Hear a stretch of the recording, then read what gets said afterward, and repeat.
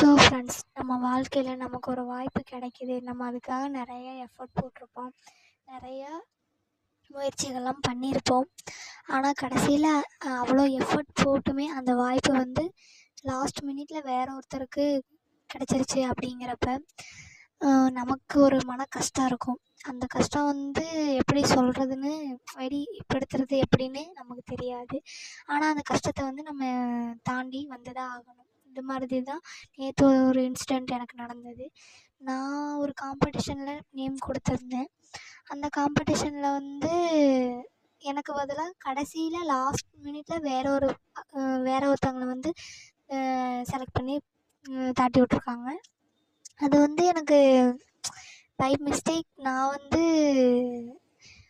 கண்டினியூஸாக சொல்லியிருக்கணுமோ என்னமோ தெரியல.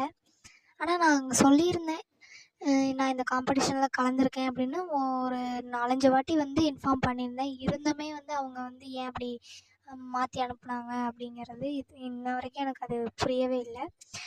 சரி, நம்ம அடுத்த வாட்டி பார்த்துக்கலாம் அப்படின்னு நானுமே விட்டுட்டேன் ஃப்ரெண்ட்ஸ். இந்த மாதிரி வந்து ஒரு வாய்ப்பு, நமக்கு கிடைக்க வேண்டிய வாய்ப்பு, நம்ம எஃபோர்ட் போட்டு நமக்கு கிடைக்காம வேற ஒருத்தருக்கு போகுது அப்படிங்கிறப்ப வந்து அதை வந்து நம்மளால் அக்செப்ட் பண்ணிக்க முடியாது தான். இருந்தாலும் அதை கடந்து நம்ம வந்து தான் ஆகணும். சரி, நம்ம அடுத்த வாட்டி பார்த்துக்கலாம் அப்படின்னு நானுமே அதை விட்டுட்டேன் ஃப்ரெண்ட்ஸ். உங்களுக்கு இந்த மாதிரி ஏதாவது இன்சிடெண்ட் நடந்திருக்கா அப்படின்னு கமெண்ட் பண்ணுங்கள் ஃப்ரெண்ட்ஸ். ஓகேங்க, மீண்டும் ஒரு வீடியோவில் பார்க்கலாம். Tata bye bye, take care friends. ரைசிங்கம்.